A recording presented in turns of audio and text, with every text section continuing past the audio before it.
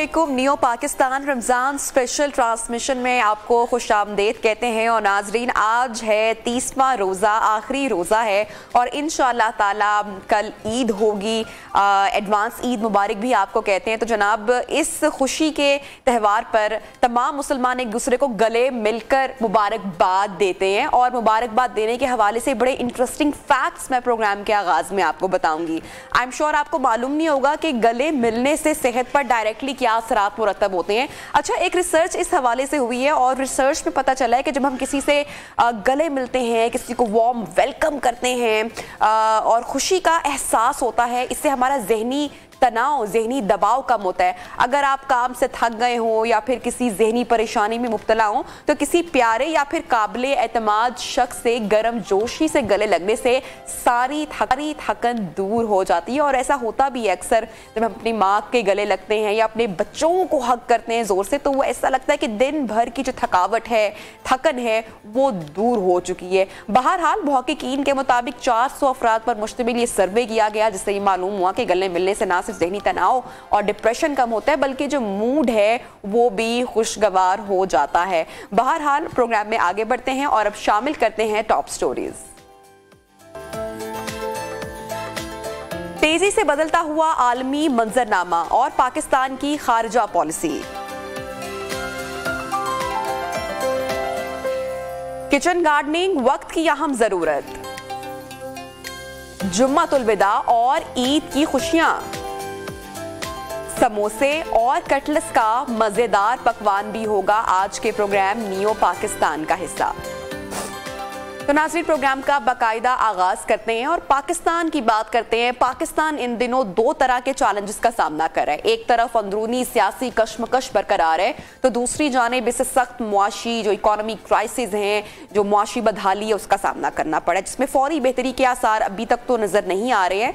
जितने भी इकोनॉमिस्ट हैं, मुआशी माहिरीन हैं, वो यही कहते हैं कि तकरीबन 1 साल का वक्त दरकार होगा। फिर IMF की भी सख्त शराइत का पाकिस्तान को बहरहाल सामना करना पड़ा है। अच्छा, ऐसे में यूक्रेन जंग से पैदा होने वाली महंगाई और सियासी सिफारती जोड़ तोड़ ने हमारे खित्ते को खासकर लपेट में ले रखा है। बड़ी ताकतों की अगर बात की जाए तो उसमें कशमकश मजीद बढ़ रही है। एक तरफ रूस और चाइना है तो दूसरी जानिब अमेरिका और यूरोप एक साथ मौजूद हैं, जबकि भारत और मशरक़ वुस्ता के ममालिक ताल्लुकात में तवाज़ुन के लिए कोशा हैं। अफगानिस्तान से अमरीकी फौजों की वापसी के बाद पाकिस्तान, जो कि पहले ही खतरात का शिकार था, अब ये खतरात अपनी शक्ल तब्दील करके सामने आ रहे हैं। पाकिस्तान की जोग्राफियाई लोकेशन पाकिस्तान के बैनुल-अक़वामी ताल्लुकात को अहम बनाती है। हमारी खारजा पॉलिसी बहुत लंबा अरसा कसीरुल जहती रही है, मगर चीन की बढ़ती कुव्वत और वन रोड वन बेल्ट के तहत CPEC ने पाकिस्तान के बैनुल-अक़वामी ताल्लुकात को तब्दील किया है। और आज चाइना और अमेरिका के ताल्लुकात की कशमकश में पाकिस्तान के लिए भी अब ये ज़रूरी है कि वो अपनी खारजा पॉलिसी को मजबूत बुनियादों पर तय करे। इसी पूरी सूरत हाल पर बात करेंगे। हमारे साथ एक्सपर्ट मौजूद है बाहर बैनुल-अक़वामी अमूर हामिद मशरकी साहब। हामिद साहब, थैंक यू सो मच, आपने ज्वाइन प्रोग्राम। आमतौर पर किसी भी मुल्क की खारजा पॉलिसी पर इलाकाई और आलमी तब्दीलियों के गहरे असरात मुरतब होते हैं। पाकिस्तान पर खित्ते की जो तेजी से बदलते हालात है, क्या फर्क आप महसूस कर रहे हैं? बहुत शुक्रिया नबीहा। बिल्कुल, डेफिनेटली जैसे आपने कहा कि पाकिस्तान की जो स्ट्रेटेजिकल पोजीशन है, पाकिस्तान की जो खित्ते में जो अहम तरीन जो वहाँ जो आलमी मंजरनामे में पाकिस्तान की हैसियत है, वो कभी भी कम नहीं हो सकती। देखिए, दुनिया में ना 3 बड़ी अहम तब्दीलियां हो रही हैं। एक तो ये कि यूक्रेन और रशिया की वॉर के बाद अमेरिका का वो जो वन वर्ल्ड ऑर्डर या वाहिद जो आलमी सुपर पावर का जो एजाज था या वो जो जोर था, वो अब खत्म हो रहा है। और अब ये हो रहा है कि दुनिया को ये नजर आ रहा है कि ताकत का तवाज़ुन शिफ्ट होके वेस्ट से ईस्ट की तरफ आ गया है। इसीलिए हमने देखा कि ब्रिक्स की शक्ल में ब्राजील, रशिया, इंडिया, चाइना और साउथ अफ्रीका की शक्ल में एक बहुत बड़ा मजबूत ब्लॉक बन रहा है, जो अपनी करेंसी की बात कर रहा है, जो अपने लेन देन की तमाम चीजों की डॉलर पे इन्हिसार खत्म करके अमेरिका का वो जो वाहिद सुपर पावर होने का जो इख्तियार था, वो खत्म होता नजर आ रहा है। दूसरी जानिब पाकिस्तान के लिए सबसे इंपॉर्टेंट है, जो पिछले साल 1.5 साल में बड़ी अहम डेवलपमेंट हुई है, वो ये कि सऊदी अरब और ईरान करीब आए हैं। चीन और रूस रूस, चीन, सऊदी अरब और ईरान मिलकर एक खित्ते में ताकतवर ब्लॉक बनाना चाह रहे हैं। पाकिस्तान के लिए बड़ा जरूरी है कि वो इस ब्लॉक का हिस्सा बने, क्योंकि एक ब्लॉक का हिस्सा अगर इंडिया बन रहा है ब्रिक्स का, तो इस ब्लॉक का हिस्सा पाकिस्तान को बनना बहुत जरूरी होगा। और उसके अंदर पाकिस्तान के कसीरुल जहती ताल्लुकात के हवाले से जरूरी है, पाकिस्तान के खित्ते के अंदर जो पाकिस्तान का इंपॉर्टेंट किरदार रहा है उसके हवाले से बड़ा जरूरी है। और हम ये देख रहे हैं कि पाकिस्तान ने माजी में भी ईरान और सऊदी अरब की दोस्ती के हवाले से बड़ा किरदार अदा किया। तो इस हवाले पाकिस्तान के लिए जरूरी है कि अमेरिका से कोई हामिद साहब, अगर हम आज पाकिस्तान के सियासी और माशी हालात का जायजा लेते हैं, या जो हालात की खराबी है हम देख रहे हैं, इसके पीछे हमारे बैन अल-अक़वामी ताल्लुकात का भी खासा अमल दखल है। ऐसा कहा जाता है कि नवाज शरीफ के दौर में भी चाइना की तरफ हमारी यूटर्न पॉलिसी ने अमेरिका को हमसे खासा नाराज किया, तो इसका बदला अब जो है वो सामने हम भुगत रहे हैं। देखिए, पाकिस्तान के लिए जरूरी है कि IMF के ऊपर डिपेंडेंसी तो खत्म करनी है, और अगर IMF पर डिपेंडेंट होंगे तो वो बहरहाल अमेरिका के ज़ेरे कंट्रोल है। तो पाकिस्तान के लिए ये यू टर्न कहीं ना कहीं जरूरी है जहां पे मुतवाजन ताल्लुकात हो। हम ये नहीं कहते कि हम कोल्ड वॉर की तरह एक ब्लॉक में चले जाए, जैसे कोल्ड वॉर में या लोग रूस के ब्लॉक में होते थे या अमेरिका के ब्लॉक में। आज जो है वो दुनिया जो है आज सब तरफ बराबरी के ताल्लुकात की तरफ जा रही है। इंडिया उसकी बड़ी वाज़ेह मिसाल है, जो एक ही वक्त में रूस, चाइना और अमेरिका, इसराइल सबके साथ ताल्लुकात रखता है, सबके साथ दोस्ती के साथ चलता है और उनको अपने मुफाद को सबसे आगे रखता है। पाकिस्तान के लिए भी जरूरी यही है कि अपना मुफाद सबसे आगे रखे।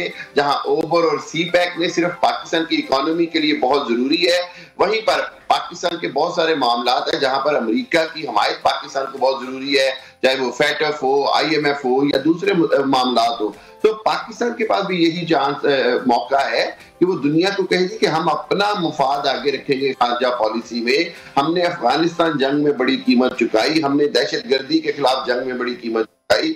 हमारी जो मईशत है उसकी जो तबाही और बर्बादी की एक बड़ी वजह यह है कि हम उस बड़ी दुनिया की जंग का हिस्सा रखे जिसके हम वार भी नहीं थे। तो पाकिस्तान को बड़ी बैलेंस खारजा पॉलिसी रखनी पड़ेगी जिसके अंदर रूस और रशिया और चाइना के साथ मुतवाजन ताल्लुकात और अमेरिका के साथ दोस्ती के ताल्लुकात, लेकिन बराबरी की बुनियाद पर। अच्छा हामिद साहब, चाइना हमेशा से मुश्किल वक्त में पाकिस्तान का दोस्त रहा है और हमने इन खराब हालात में भी देखा है कि जो दोस्त ममालिक हैं उन्होंने हमारी मदद की है, जिसमें मशरिक वस्ता है और चाइना जैसे ममालिक बहुत खासकर अहम है। तो इनसे तो हमें ताल्लुकात पर किसी भी तरह का, किसी भी किस्म का कोई कॉम्प्रोमाइज आप समझते हैं कि नहीं करना चाहिए पाकिस्तान को? नहीं, डेफिनेटली हम पाकिस्तान को कंप्रोमाइज तो किसी सूरत नहीं करना चाहिए ताल्लुकात के ऊपर। और पाकिस्तान को ये बात बाकी दुनिया को भी बावर करानी चाहिए कि जो हमारे मुश्किल वक्त में हमारे काम आएगा, पाकिस्तान लाजमी तौर पर उसके साथ ज्यादा दोस्ती बढ़ाएगा। और ये बात खित्ते के मुफाद में भी है कि पाकिस्तान और चाइना मजीद हमेशा के लिए करीब रहें और एक दूसरे के साथ मिलकर तरक्की की तरफ चले। क्योंकि देखें, चाइना की तरक्की जिस मुकाम पर पहुंच गई है, अब उसमें बढ़ोतरी के लिए CPEC और ओबर और दूसरे मंसूबों का मुकम्मल होकर पूरी दुनिया तक फैलना जरूरी है और ये सब पाकिस्तान के बगैर नामुमकिन है। तो जहां का मुफाद वाबस्ता है चाइना के साथ, वहीं चाइना का मुफाद भी पाकिस्तान के साथ वाबस्ता है। और रूस के साथ हम अगर तेल और गैस की खरीदारी की तरफ चले जाते हैं तो इस खित्ते के अंदर एक मुकम्मल खुद मुख्तार पाकिस्तान के लिए ये एक बड़ा आइडियल सिचुएशन हो जाएगी कि माली मामलात में भी पाकिस्तान फिर इनके ऊपर डिपेंड कर सकेगा। तेल की खरीदारी के लिए हम डॉलर्स की जरूरत नहीं रहेगी, हम लोकल उसको एक्सचेंज कर सकते हैं। तो इस हवाले से अब पाकिस्तान की बहुत जरूरी है कि अमेरिका को ये बावर करवाए कि हम चाइना के साथ अपनी जो दोस्ती है उसको किसी सूरत रिस्क में नहीं डालेंगे। हम ये चाहेंगे। ठीक है। अच्छा हामिद साहब, हमने देखा है कि जिस तरह से इमरान खान के दौर में पाकिस्तान के चाइना से ताल्लुकात बेहतर हुए और उसके बाद खुद इमरान खान साजिश के इल्ज़ाम के जरिए अमेरिका को नाराज करने की पूरी कोशिश की, या जो भी उनका एक बयानिया सामने आया वो कितना डैमेजिंग था? बिल्कुल, डेफिनेटली। देखिए, मैं ये समझता हूँ कि बहुत सारी जो चीजें कही गई होती हैं बहैसियत वजीर आजम या साबिक वजीर आजम, वो कौम के लिए बड़ी या मुल्कों की खारजा पॉलिसी में बड़े दूररस नताइज रखती हैं। बिना मैं समझता हूं कि बिना कोई किसी बड़े प्रूफ के या बिना किसी वजह के जिसके तहत आप उससे कोई फायदा उठा सकते या पाकिस्तान को बहैसियत कौम उससे फायदा होता, इस साजिश के जो बयानिया था इसको इस तरह से चलाना इमरान साहब का गलती थी और पाकिस्तान के लिए बड़ा नुकसानदेह था। देखिए, इससे कोई इनकार नहीं है कि पाकिस्तान की अमेरिका के साथ ताल्लुकात, पाकिस्तान को अमेरिका की बहुत सारे खारजा महाज पर जरूरत पड़ती है, चाहे वो अक़वाम मुत्तहिदा हो, चाहे वो IMF हो, चाहे वो दूसरे प्लेटफॉर्म्स हो। तो पाकिस्तान के लिए तो ये इंतहाई खतरनाक है कि पाकिस्तान खुल्लम खुल्ला किसी भी मुल्क को साजिश का हिस्सा करार दे या किसी भी वजह से ताल्लुकात खराब करे। ये बात मैं समझता हूँ कि पाकिस्तान के लिए बड़ी नुकसानदेह थी और बड़ी इसके अंदर आइंदा आने वाले दिनों में मजीद, अंग्रेजी में लफ्ज है कि डैमेज रिकवरी की तरफ जाना होगा और पाकिस्तान को अमेरिका को मजीद एतमाद देना होगा कि हम बहैसियत खारजा पॉलिसी हम किसी भी तरह इस तरह के ना बयान को ना बयानिए को मानते हैं। ठीक है हामिद साहब, आप हमारे साथ इन कॉन्वर्सेशन ही होंगे। एक छोटी सी ब्रेक के जाने बढ़ेंगे, जब ब्रेक से वापस आएंगे को यहीं से आगे बढ़ाएंगे। स्टे विद अस।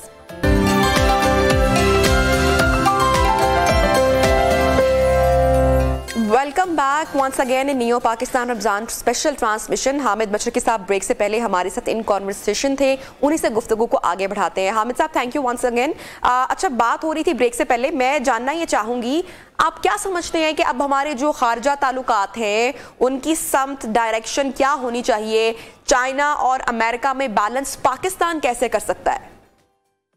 देखिए, बड़ी अहम बात यह है कि जब आप दुनिया को ये बावर करवा देते हैं कि आपकी तमाम खारजा पॉलिसी का महवर आपके अवाम और आपके मुल्क का फायदा है, तो बड़ा दुनिया को भी ये समझने में भी आसानी होगी और आज दुनिया को ये समझना पड़ेगा कि पाकिस्तान किसी के मुफादात के लिए अपने खित्ते को ना इस्तेमाल होने देगा, ना ही किसी के मुफादात के लिए प्रॉक्सी की शक्ल में अपना जो रिसोर्सेज हैं वो किसी और मुल्क को देगा। जब पाकिस्तान ये वाज़ेह तौर पे कर देता है तो फिर दुनिया को ये बात समझ आएगी कि जहां हमें एक माशी बहाली के लिए चाइना की सख्त जरूरत है, चाहे वो CPEC की शक्ल में हो, चाहे वो ओबर की शक्ल में हो, वहीं पर हमें दुनिया बैनुल-अक़वामी मामलात में हमायत हासिल करने के लिए अमेरिका की जरूरत है, चाहे वो कश्मीर का मसला हो, फलस्तीन का हो या FATF या IMF से मुज़ाकरात हो।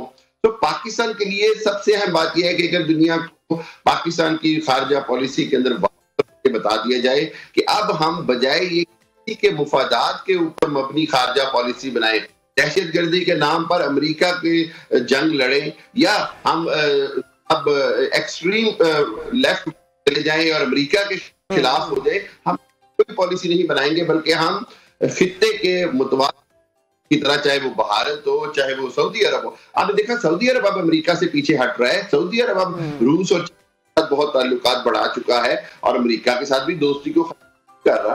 तो ये सिचुएशन अब पाकिस्तान के लिए भी है कि पाकिस्तान दुनिया को ये बात बताए हम अपनी अवाम, कौम और मुल्क के पॉलिसी बनाएंगे, ना कि किसी के मुफादात के या किसी बैनुल अक़वामी ताकत को फायदा पहुंचाने के लिए।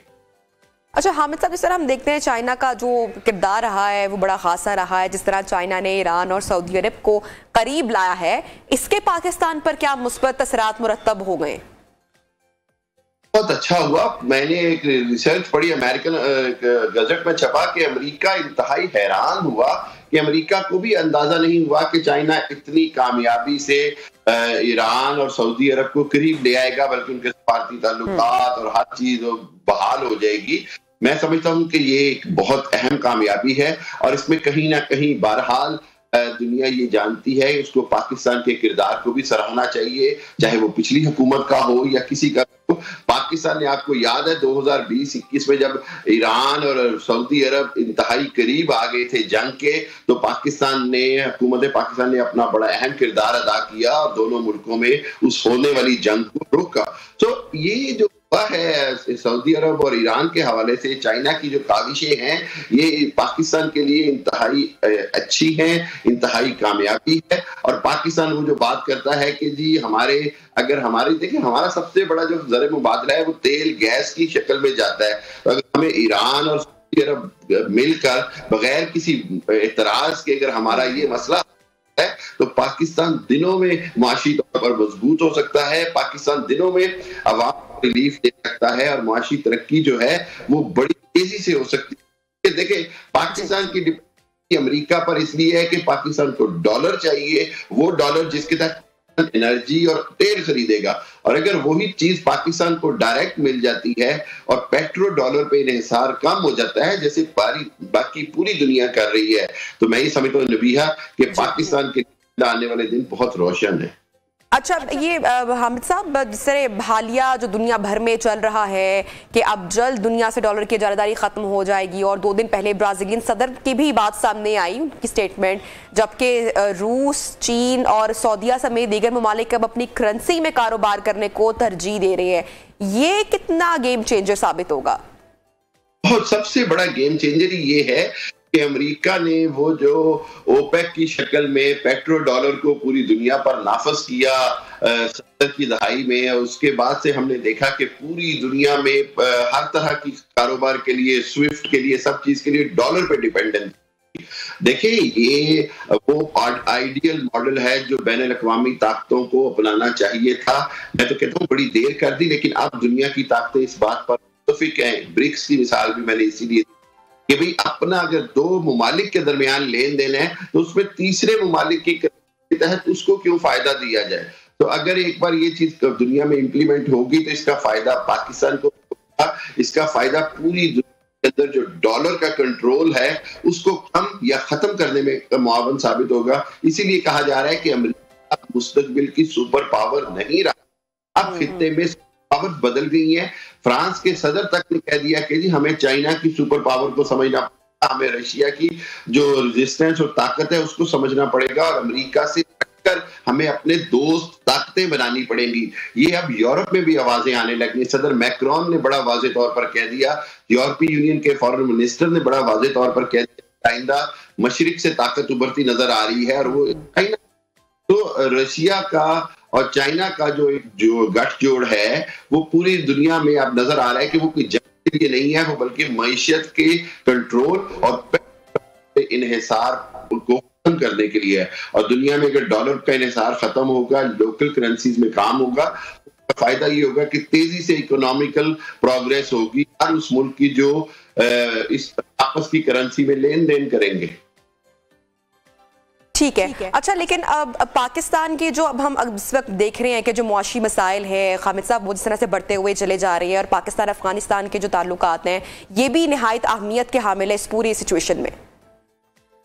देखिए, पाकिस्तान के ताल्लुकात में हमें ये बात माननी पड़ेगी कि जिस अंदाज में तालिबान ने अफगानिस्तान में हुकूमत बनाई, उस हवाले से हमारी जो उम्मीद थी से तालिबान उस पर पूरा नहीं उतर सके, और फिर एक बार उसी तरह बैनुल अक़वामी क़वानीन के बरखिलाफ बहुत सारे इक़दाम किए जिसको पाकिस्तान की हुकूमत किसी भी हालत में डिफेंड नहीं कर सकती थी। उस नतीजे में हमने देखा कि उसी तरह दहशतगर्दी के हवाले से, TTP के हवाले से हुकूमत ने इस तरह के इक़दाम नहीं किए के तहत TTP से आने वाले दहशतगर्दों को अफगानिस्तान में रोका जाता। तो इस सारी सूरत हाल में ये बड़ा जरूरी हो गया है।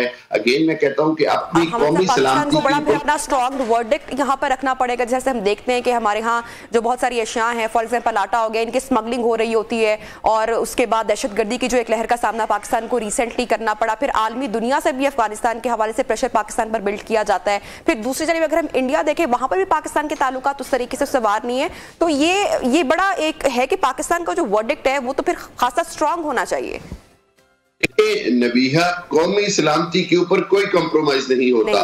दुनिया की कौमें कामयाब होती हैं जो कौमी सलामती के ऊपर, चाहे वो दहशतगर्दी के हवाले से हो, चाहे वो मईशत पर दबाव के हवाले से हो। जिस स्मगलिंग की तरफ आप इशारा कर रही हैं उससे हमारी मईशत को करोड़ों अरबों डॉलर का नुकसान हो रहा है, और जिस दहशतगर्दी के आप हवाला दे रही हैं उससे मुल्क में है वो दाव पर लगा हुआ है। पाकिस्तान को अफगानिस्तान समेत सब दुनिया की ताकतों को बावर कराना होगा कि ना कोई सलामती के मामले पर कोई कंप्रोमाइज किया जाएगा, ना मुल्क की मईशत के मामले पर, और ना कि खारजा पॉलिसी को खुद मुख्तार बनाने के मामले पर कोई कंप्रोमाइज किया जाएगा। पाकिस्तान का आइंदा का जो मुस्तकबिल है वो इन्हीं 3 चीजों पर पिनहा है कि खुद मुख्तार खारजा पॉलिसी बनाई जाए, पाकिस्तान की मईशत की बेहतरी के लिए दुनिया की हर ताकत के साथ बराबरी के ताल्लुकात बनाए जाएं और खारजा मसाइल के ऊपर, चाहे वो कश्मीर का मसला हो या अफगानिस्तान के मामलात हो, पाकिस्तान बराबरी के मुज़ाकरात करेगा और पाकिस्तान किसी के भी दबाव में नहीं आएगा, बल्कि पाकिस्तान खित्ते में अहम किरदार अदा करने वाला मुल्क रहेगा, ना कि किसी मुल्क के लिए तुफैली रियासत के तौर पर काम किया जाए। ठीक है, बहुत बहुत शुक्रिया हामिद मशरकी हमारे साथ इन कॉन्वर्सेशन थे। और अमन पर किसी सरप्राइज नहीं होना चाहिए या होगा, और पाकिस्तान को किसी दबाव में नहीं आना चाहिए, यही अपना एनालिसिस शेयर कर रहे थे। प्रोग्राम में नाज़रीन लेंगे एक छोटी सी ब्रेक के बाद आपको दोबारा ज्वाइन करेंगे। स्टे विद अस।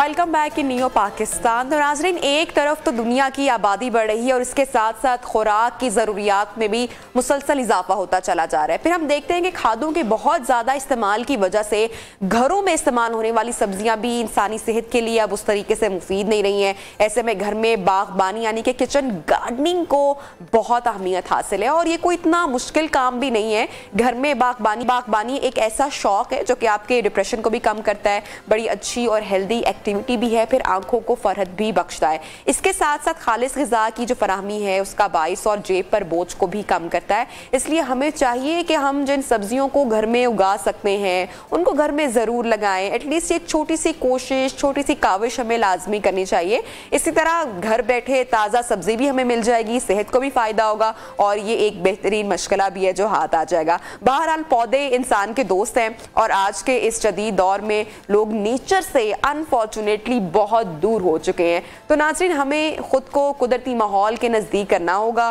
पौधों को बहुत अहमियत और उनकी बहुत अफादियत है। तो आज हम इसी मौजू पर बात करेंगे कि अगर आप किचन गार्डनिंग, जो कि एक शानदार काम है, तो इससे हमें खालिस सब्जी भी मिल सकती है जो कि हमारी सेहत के लिए कितनी मुफीद है। हमारे साथ इन कॉन्वर्सेशन है जावेद इकबाल साहब जो कि किचन ट्रेनर हैं। तो उनसे आज हम जानेंगे कि जिन लोगों को शौक है वो घर में किस तरीके से ये सब कर सकते हैं। जावेद साहब, सबसे पहले तो thank you so much. Kitchen gardening हम देखते तो हैं कि वेस्ट में तो लोगों ने अपने घर में ही बहुत सारा एहतमाम किया होता है। हमारे यहाँ अब हम देखते हैं कि खादों का इस्तेमाल और साफ पानी उस तरह सब्जियों को नहीं लगता, जिसकी वजह से सब्जियों का, फलों का जो जायका है वो भी तब्दील हो चुका है और फिर सेहत को नुकसान अलग है। तो ये किचन गार्डनिंग तो एक बहुत ही अमेजिंग, बहुत ही बेहतरीन शौक है। आपने बड़ा अच्छा इसको कवर किया। इसमें एक और फैक्टर भी है, जो हमारे फार्म पे सब्जी उगती है खेत में और हमारे घर तक पहुंचती है किचन तक, अगर हम इस प्रोसेस को ज़हन में रखें तो ये इतना अनहाइजीनिक है कि उसको अगर पूरा हम अंडरस्टैंड कर जाए तो शायद हम बाजार की सब्जी खाएं ना। रियली और अब इसकी अपोजिट ये है कि जी सब्जी क्या हम घर में ग्रो कर सकते हैं? तो वेरी यस, अच्छा, इजीली ग्रो कर सकते हैं।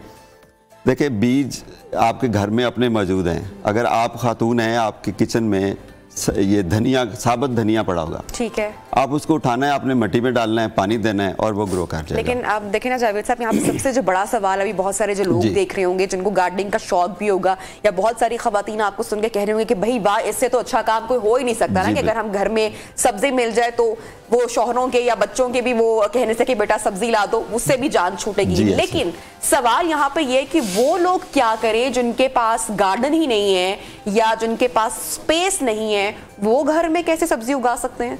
बड़ा अच्छा आपने सवाल किया। बेसिकली हमें फोकस ही ऐसे, बल्कि यूं समझें कि किचन गार्डन कहते ही उसको है जब आपके घर में क्यारियां नहीं है, आपके घर में लॉन नहीं है, और आपने अगर लॉन है तो वहां पर फूल लगाए हुए हैं, कुछ पौधे लगाए हुए हैं और आप उसको कॉम्प्रोमाइज नहीं करना चाहते। आपके पास बहुत सारी पहले ऑप्शन आती थी कि जी आप प्लास्टिक की बाल्टियां ले लें, टब ले लें, ये जो बास्केट्स मिल जाती हैं आपको वेजिटेबल शॉप्स पे यूज्ड, वो ले लें, उसके अंदर प्लास्टिक डालें, ये सारी चीज़ें। लेकिन अब दुनिया तरक्की कर गई है और बड़ा सोफिस्टिकेटेड तरीके आ गए हैं गार्डनिंग के। ये मैं आपको दिखाना चाहता हूँ। ये इसको कहते हैं ग्रो बैग। अच्छा, ग्रो बैग। इसको जरा देखिए, इसका डिफरेंट साइज के हैं बैग्स? जी, डिफरेंट साइज के हैं। ये बड़े साइज का पड़ा हुआ है यहाँ पर, और ये इसकी डिटेल्स मैं आपको बताता हूँ, बल्कि कुछ तस्वीरें मैंने शेयर की थी, अगर आप साथ साथ उसके दिखा दें तो। अच्छा जी, ये नॉन वोवन फैब्रिक होता है बेसिकली। अब यूँ समझें कि ये जो हमारी पेप्सी और इसकी बॉटल्स होती हैं, उसको रिसाइकल करके तो उससे थ्रेड बनता है और उसको नॉन वोवन तरीके से आपस में जॉइंट करके केमिकल से, तो ये एक कपड़ा तैयार हो जाता है। ठीक हो गया। अब इसकी लाइफ जो है, इसकी बेसिकली उस केमिकल की लाइफ 5 years है, उसके बाद वो छोड़ जाता है। तो फिर इस बैग की लाइफ भी 5 साल? 5 साल है। ओके। और आप देखें कि अगर लेट्स से ये 200 रुपीस का है, आप 5 साल के लिए इसके अंदर 10 सीजन की सब्जियां ग्रो करेंगे। यस। तो कितना मुश्किल है। तो कितना अगर हम इसमें ऑब्वियसली जो भी पौधा या सब्जी उगाएंगे, इसमें खाद डालेंगे, मिट्टी डालेंगे, उसको पानी भी देंगे, उसकी नशोनुमा भी होगी, तो ये हर तरह की लीकेज से भी महफूज है। इसको जब हम पानी देते हैं तो ये वाटर रेजिस्टेंट हो जाता है। पानी ही इसके जो पोर्स हैं उसको कवर कर लेता है और पानी बाहर नहीं आता, बल्कि it's very good for aeration. जो पौधे की जड़ें होती हैं वो ब्रीथ करती हैं इसकी वजह से। ठीक। क्योंकि जब हम सीमेंट का पॉट करते हैं या इवन हम प्रेफर करते हैं कि मिट्टी का पॉट हो, क्योंकि वो ब्रीदेबल होता है, ये उससे ज़्यादा ब्रीदेबल है, तो इसमें उससे ज़्यादा कहीं अच्छी नशोनुमा होती है। मेरा पर्सनल एक्सपीरियंस है कि मैंने एक ही टाइम पे एक पौधा इसमें भी ग्रो किया, सीमेंट के पॉट में भी, प्लास्टिक के पॉट में भी और मिट्टी के पॉट में। ये एक्सपेरिमेंट आप कर चुके हैं? जी, मैं कर चुका हूँ और मेरे अपने YouTube चैनल पे इसकी वीडियोस मौजूद हैं प्रैक्टिकल की। तो इसमें जो है ना, ग्रो बैग के अंदर सबसे अच्छी इसकी। ठीक। अच्छा, अब जब ऐसा बहुत सारी खवातीन आपको देख रही हैं, आई एम श्योर जिस तरह मेरा भी इंटरेस्ट बढ़ गया, उन खवातीन का भी घर बैठे इंटरेस्ट बढ़ गया होगा, तो मुझे ये बताएंगे इस बैग में या जिसमें भी हम सब्जी घर में उगाएंगे, कौन सी ऐसी सब्जियां हैं जो सबसे जल्दी ग्रो कर जाती हैं और हम कौन कौन सी सब्जियां घर में लगा सकते हैं थ्रू दिस? ओके, सबसे पहले हम आते हैं जी धनिया। अच्छा, जो हर घर की जरूरत है, हर खाने की जरूरत है, हर हांडी की जरूरत है।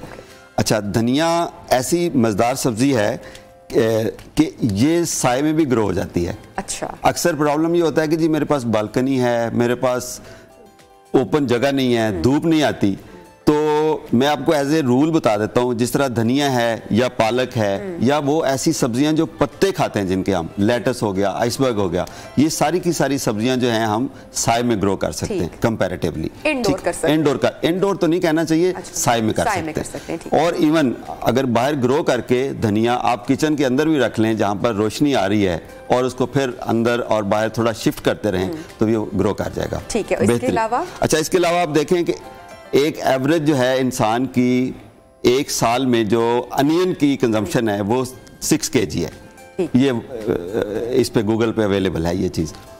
और अगर 4 अफराद हैं घर के, तो उनको 24 kg अनियन चाहिए। और आप अपने घर में साल में मुझे लगता है बस ज्यादा चाहिए होते होंगे, जितना हम मसाला और जिस तरह से बनाते हैं ना, तो शायद ही ज्यादा ही होगा। अच्छा, मैं भी आपकी रिक्वायरमेंट थोड़ी सी ज्यादा हो। चलें, आप इसको 50 kg भी कर लें। आप इजीली अपने घर की छत के ऊपर 100 kg तक अनियंस आप ग्रो कर सकते हैं इन ग्रो बैग्स के अंदर। अमेजिंग। अच्छा, मुझे बताएं, टमाटर और लीमू दोनों, अब तो खैर प्याज भी बहुत महंगा हो चुका है, टमाटर और लीमू भी बहुत महंगे हो चुके हैं, और लीमू जो है वो तो रमजान में भी आपको मालूम है कि उसकी प्राइसेस हाई रहती हैं।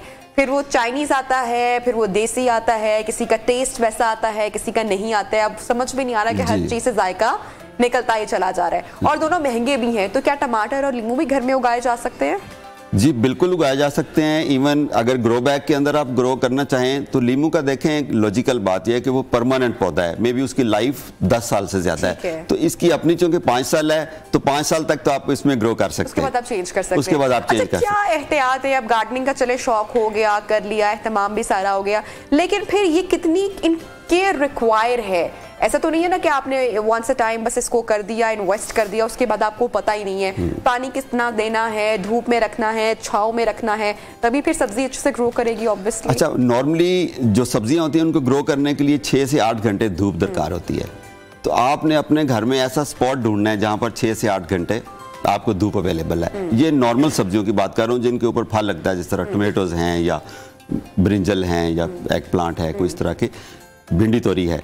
और अगर जो फोलिएज वेजिटेबल्स हैं जिनके हम पत्ते खाते हैं, जिस तरह मैंने बताया, उनको कंपैरेटिवली हम साए में ग्रो कर सकते हैं।